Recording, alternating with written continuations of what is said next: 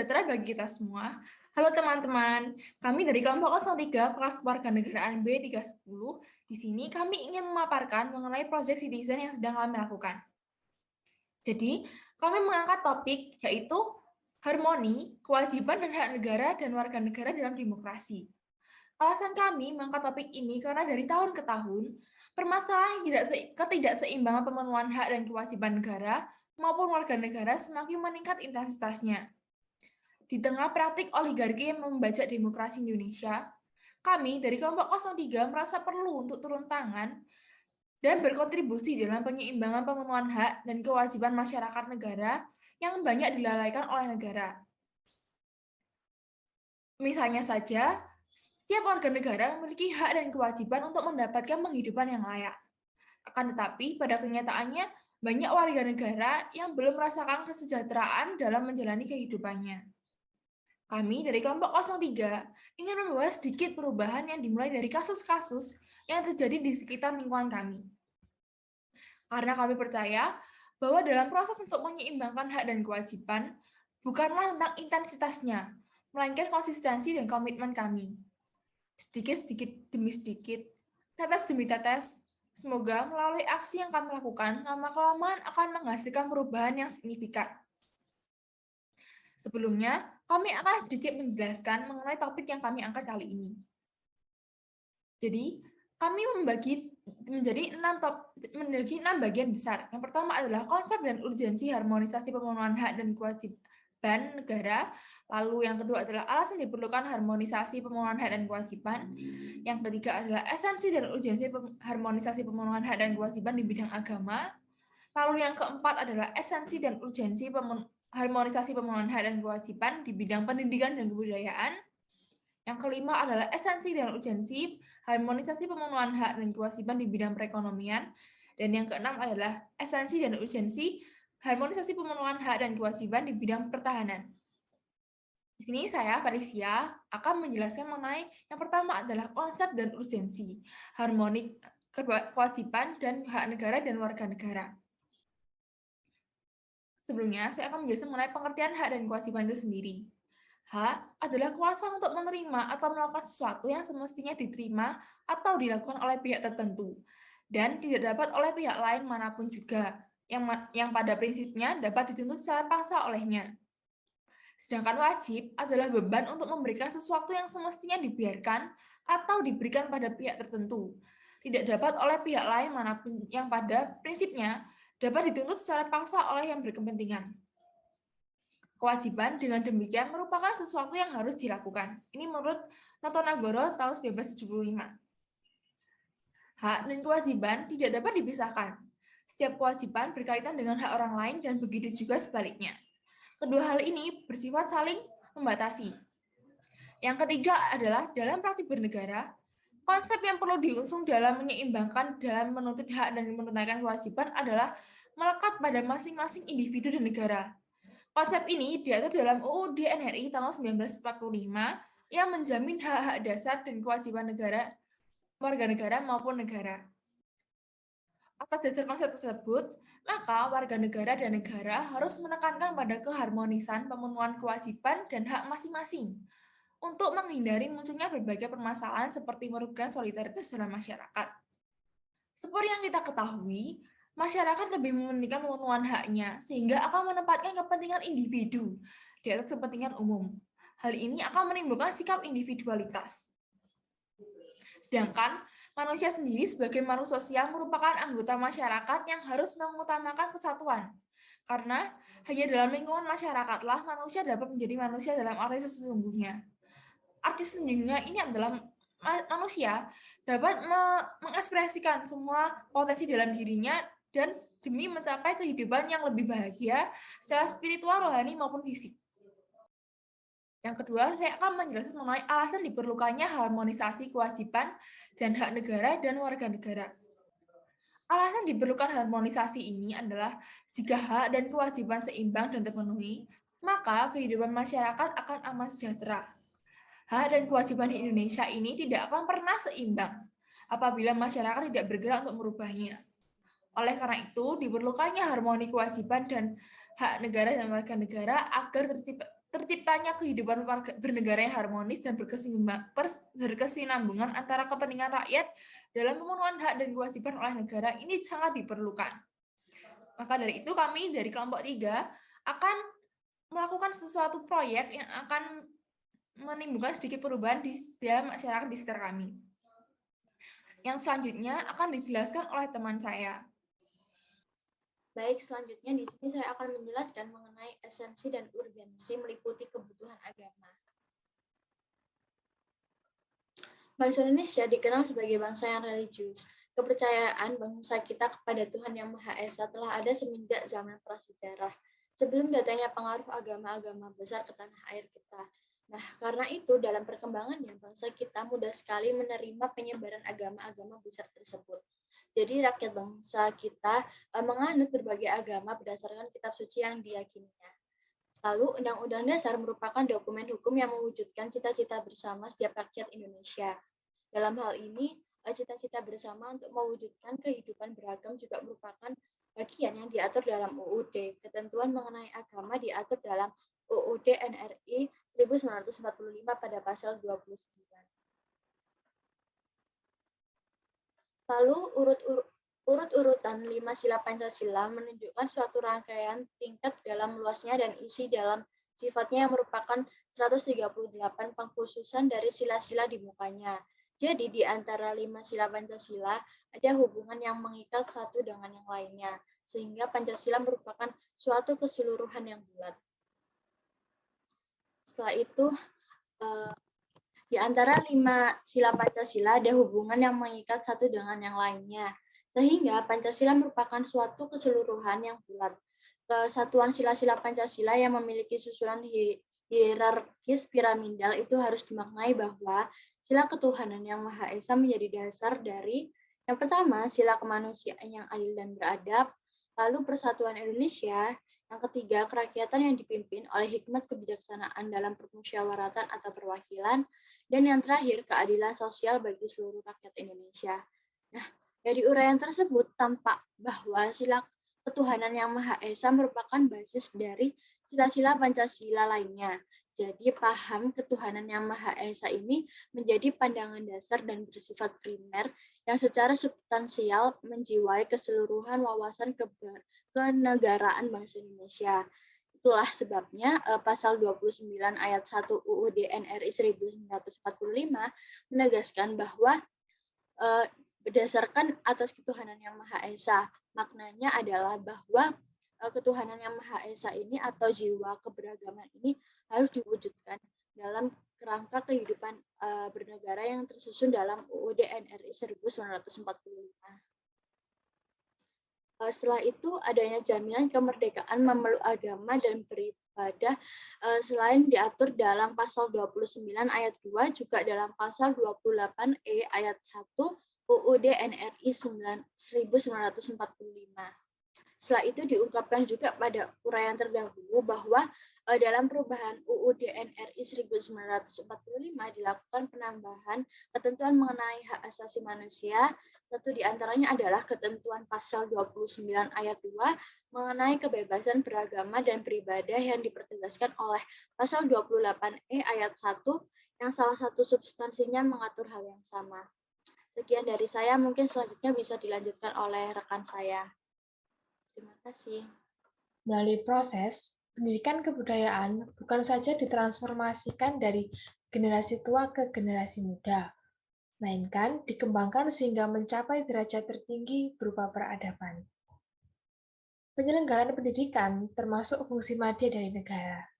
Artinya, walaupun bukan merupakan pelaksanaan fungsi tertinggi dari negara, penyelenggaraan pendidikan juga sudah lebih dari hanya sekedar pelaksanaan fungsi minimal negara. Oleh karena itu, penyelenggaraan pendidikan sangatlah penting.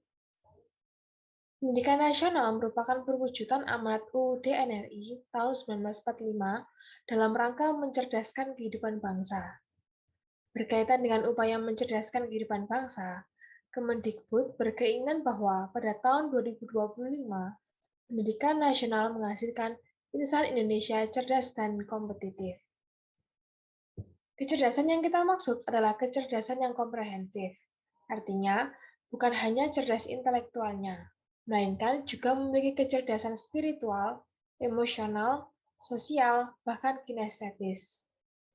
Bersamaan dengan dimilikinya kecerdasan secara komprehensif, insan Indonesia juga harus kompetitif.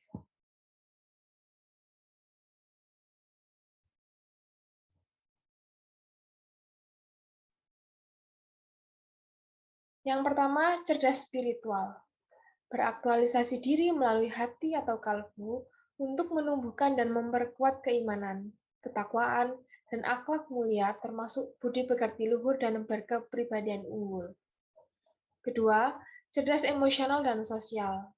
Beraktualisasi diri melalui olah rasa untuk meningkatkan sensitivitas dan apresiativitas akan kehalusan dan keindahan seni budaya, serta kompetensi untuk mengekspresikannya. Ketiga, cerdas intelektual. Beraktualisasi diri melalui olah pikir untuk memperoleh kompetensi dan kemandirian dalam ilmu pengetahuan dan teknologi. Keempat, cerdas kinestetik. Beraktualisasi diri melalui olahraga untuk mewujudkan insan yang sehat, bugar, berdaya tahan, sigap, terampil, dan terengginas. Terakhir, kompetitif. Berkepribadian unggul dan gandrung akan keunggulan, bersemangat juang tinggi, mandiri, pantang menyerah, pembangunan dan pembinaan jejaring, bersahabat dengan perubahan, inovatif dan menjadi agen perubahan, produktif, sadar mutu, berorientasi global, dan belajar sepanjang hayat. Selanjutnya yang kelima, yakni esensi dan urgensi perekonomian dari perekonomian nasional dan kesejahteraan nasional. Pada dasarnya, perekonomian nasional dan kesejahteraan nasional sudah ada dalam Undang-Undang Dasar Negara Republik Indonesia, yaitu terkandung dalam 6 undang-undang. Dari yang pertama, pasal 33 ayat 2, cabang-cabang produksi yang berbunyi cabang-cabang produksi yang penting bagi negara dan menguasai hajat hidup orang banyak dikuasai oleh negara. Lalu pasal 33 ayat 3 yang berbunyi bumi dan air dan kekayaan alam yang terkandung di dalamnya dikuasai oleh negara dan dipergunakan untuk sebesar-besar kemakmuran rakyat. Lalu pasal 33 ayat 4 yang berbunyi diselenggarakan berdasar atas demokrasi ekonomi dengan prinsip kebersamaan, efisiensi, berkeadilan, berkelanjutan, berwawasan lingkungan, kemandirian, serta dengan menjaga keseimbangan, kemajuan, dan kesatuan ekonomi nasional. Lalu pada pasal 34 ayat 3 juga berbunyi negara bertanggung jawab atas penyediaan fasilitas pelayanan kesehatan dan fasilitas pelayanan umum yang layak. Kemudian pada pasal 34 ayat 1 yang berbunyi fakir miskin dan anak-anak terlantar dipelihara oleh negara. Dan yang terakhir pasal 34 ayat 2 yang berbunyi negara mengembangkan sistem jaminan sosial bagi seluruh rakyat dan memberdayakan masyarakat yang lemah dan tidak mampu sesuai dengan martabat kemanusiaan. Dan lanjut. Dari esensi dan urgensi perekonomian sendiri, sesuai semangat pasal 33 ayat 1 UUD NRI tahun 1945, asas perekonomian nasional adalah kekeluargaan. Kekeluargaan merupakan asas yang dianut oleh masyarakat Indonesia dalam berbagai aspek kehidupan yang salah satunya kegiatan perekonomian nasional. Asas kekeluargaan dapat diartikan sebagai kerjasama yang dilakukan lebih dari seorang dalam menyelesaikan pekerjaan, baik untuk kepentingan pribadi maupun kepentingan umum. Hasil pekerjaan bersama memberikan manfaat yang dapat dinikmati secara adil oleh banyak orang. Tujuannya adalah agar pekerjaan dapat cepat selesai dan memberikan hasil yang lebih baik. Untuk penerapan asas kekeluargaan dalam perekonomian nasional adalah dalam sistem ekonomi kerakyatan. Yakni sistem ekonomi kerakyatan adalah sistem ekonomi nasional yang berasal kekeluargaan, berkedaulatan rakyat, bermoral Pancasila, dan menunjukkan pemihakan sungguh-sungguh pada ekonomi rakyat. Sistem ekonomi kerakyatan adalah sistem ekonomi yang bertumpu pada kekuatan mayoritas rakyat. Dengan demikian, sistem ini tidak dapat dipisahkan dari pengertian sektor ekonomi rakyat, yakni sektor ekonomi baik sektor produksi, distribusi, maupun konsumsi yang melibatkan rakyat banyak, memberikan manfaat bagi rakyat banyak, pemilikan dan pendidikannya oleh rakyat banyak juga. Esensi dan urgensi di bidang pertahanan. Berdasarkan Aturan Dasar Pertahanan dan Keamanan Negara Pasal 30 Ayat 2 UUD NRI tahun 1945 mengatakan bahwa usaha pertahanan dan keamanan negara dilaksanakan melalui sistem pertahanan dan keamanan rakyat semesta atau Sishan Kamrata oleh Tentara Nasional Indonesia dan Kepolisian Negara Republik Indonesia sebagai komponen utama dan rakyat sebagai kekuatan pendukung. Dengan demikian, tampak bahwa komponen utama dalam Sishan Kamrata ini adalah TNI dan Polri. Lalu, apa saja tugas pokok dari komponen utama, yaitu TNI dan Polri? Tugas pokok TNI yang pertama yaitu penangkal terhadap ancaman bagi kedaulatan, keutuhan, dan keselamatan bangsa Indonesia, baik itu dalam bentuk ancaman militer ataupun ancaman bersenjata, yang berasal dari dalam ataupun luar negeri. Tugas yang kedua yaitu Tentara Nasional Indonesia sebagai penindak lanjut terkait ancaman yang bisa mengganggu kedaulatan, keutuhan, dan keselamatan bangsa Indonesia baik dalam bentuk ancaman militer ataupun bersenjata yang berasal dari dalam atau luar negeri. Kemudian yang ketiga, Tentara Nasional Indonesia sebagai pemulih kondisi keamanan negara Republik Indonesia yang terganggu akibat adanya kekacauan yang mengganggu keamanan. Beralih ke Kepolisian Negara Republik Indonesia yang memiliki tugas pokok yang pertama yaitu merupakan tugas represif, yaitu melaksanakan segala peraturan ataupun perintah dari pihak yang berkuasa pada saat terjadi peristiwa pelanggaran hukum. Kemudian tugas yang kedua merupakan tugas preventif, yaitu menjaga dan mengawasi supaya tidak terjadi pelanggaran hukum oleh siapapun. Namun, terlepas dari badan-badan pemerintah yang bertugas dan berwenang untuk mempertahankan negara dari disintegrasi, kita juga sebagai rakyat, sebagai komponen pendukung, harus ikut serta dalam mempertahankan dan membela negara. Tidak harus dalam skala yang besar atau permasalahan yang besar. Kita dapat mulai untuk bela negara dari hal yang paling kecil sekalipun.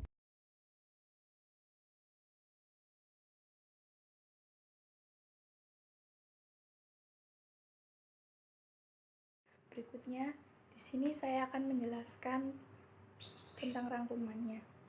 Hak merupakan kuasa untuk menerima atau melakukan suatu yang semestinya diterima atau dilakukan oleh pihak tertentu dan tidak dapat dilakukan oleh pihak lain manapun juga. Sedangkan wajib merupakan beban untuk memberikan sesuatu yang semestinya dibiarkan atau diberikan kepada pihak tertentu dan tidak dapat digantikan oleh pihak lain manapun juga. Lalu hak dan kewajiban warga negara dan negara Indonesia diatur dalam Undang-Undang Negara Republik Indonesia tahun 1945 mulai pasal 27 sampai 34. Secara filosofis memiliki pandangan terhadap bangsa Indonesia bahwa hak asasi tidak dapat berjalan tanpa dibarengi kewajiban asasi. Dalam konteks ini, Indonesia menganut paham harmoni antara kewajiban dan hak ataupun sebaliknya. Hak dan kewajiban warga negara dan negara Indonesia mengalami dinamika. Contohnya pada perubahan rumusan pasal-pasal Undang-Undang Dasar Negara Republik Indonesia tahun 1945 melalui proses amandemen dan juga perubahan undang-undang yang menyertainya. Jaminan akan hak dan kewajiban warga negara dan negara dengan segala dinamikanya berdampak pada pemenuhannya keseimbangan yang selaras antara hak dan kewajiban negara. Sekian, terima kasih. Video tersebut merupakan video saat saya membeli barang kehidupan sehari-hari di 2 UMKM di dekat rumah saya. Menurut pemilik UMKM tersebut, awalnya barang-barang di toko tersebut lengkap. Akan tetapi, Lama-kelamaan semakin berkurang karena banyak barang dagangan yang tidak laku karena dibukanya usaha minimarket seperti Indomaret. Pandemi juga memperparah keadaan sehingga barang dagangan di toko tersebut semakin berkurang. Menurut UUD 1945 pasal 34 ayat 2 yang berbunyi, negara mengembangkan sistem jaminan sosial bagi seluruh rakyat dan memberdayakan masyarakat yang lemah dan tidak mampu sesuai dengan martabat kemanusiaan. Pemerintah di sini dibagikan oleh Dinas Koperasi dan UMKM maupun Dinas Perindustrian dan Perdagangan memiliki 4 peran, yaitu sebagai fasilitator, pendampingan, pendanaan, dan pelatihan.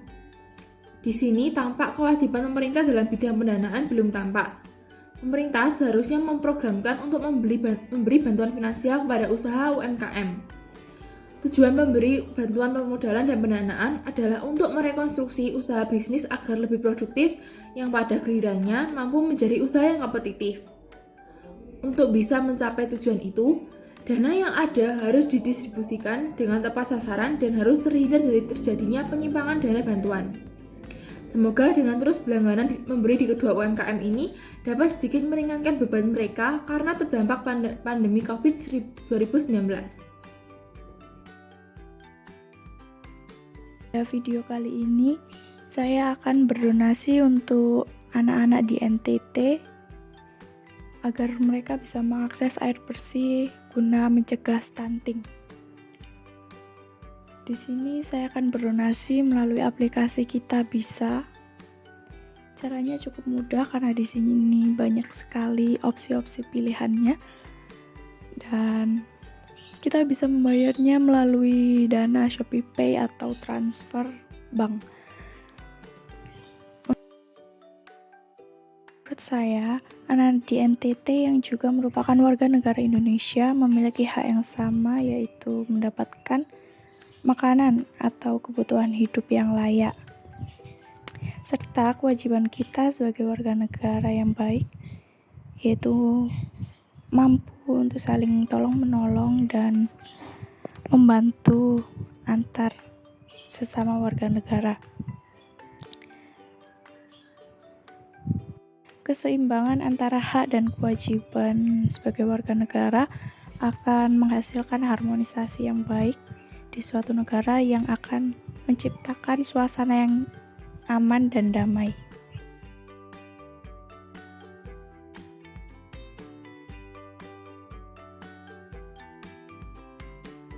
Harga sewa tempat yang cukup tinggi untuk pedagang rintisan menyebabkan banyak pedagang yang mundur. Oleh karena itu, saya di sini membantu pedagang rintisan dengan cara membeli dan mempromosikan produknya. Saat ini, zaman sudah semakin maju. Melalui aplikasi Kita Bisa, siapapun dapat berdonasi secara mudah. Sebagai mahasiswa yang cerdas emosional dan sosial, aktualisasi ini saya lakukan dengan berdonasi kepada salah satu sekolah yang membutuhkan dana untuk merekonstruksi bangunannya yang telah roboh. Sekolah tersebut adalah MTS Pondok Quran yang sebelumnya hanya dibangun dengan bambu sederhana dan tanpa dinding. Konstruksi bangunan yang tidak kokoh itu tentu saja mengakibatkan sekolah menjadi roboh. Sangat miris, bandingkan dengan sekolah-sekolah di perkotaan besar dengan fasilitas yang lengkap dan bagus. Dari kejadian ini, dapat dilihat bahwa hak untuk pendidikan yang layak tidak berjalan dengan baik. Setiap anak, tanpa kecuali, berhak mendapatkan pendidikan yang layak. Hal ini seiring dengan amanah konstitusi yang tertuang dalam UUD NRI 1945, Pasal 31 ayat 1 dan 2, serta UU Nomor 39 Tahun 1999 tentang HAM Pasal 12. Ketimpangan pendidikan di Indonesia perlu diperbaiki. Maka dari itu, kita bisa melakukan kontribusi hanya dengan berdonasi yang dapat dilakukan dengan HP saja. Pendidikan yang layak bagi setiap anak di Indonesia harus dilaksanakan sehingga pemerataan pendidikan dapat terwujud di tanah air kita tercinta, Indonesia. Di sini saya memberikan bantuan sosial sebagai kasus pelanggaran harmonisasi pemenuhan hak dengan undang-undang yang menjelaskan negara menjamin kesejahteraan penduduknya.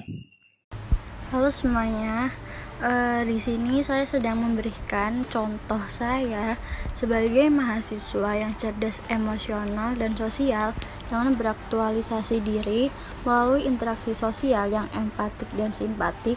Jadi di sini kontribusi saya yakni dengan berdonasi melalui aplikasi Kitabisa, dan di sini juga bisa dilihat banyak sekali kategori-kategori di aplikasi Kitabisa ini. Lalu di sini banyak sekali anak-anak yang terkena penyakit dan membutuhkan bantuan donasi dari kita. Contohnya di aplikasi Kitabisa ini memiliki banyak sekali kategori, dari kategori hewan yang membutuhkan biaya untuk pengobatannya, sosial, bencana alam, dan lain-lain. Di sini saya sedang membuka-buka atau melihat-melihat di bantuan pendidikan.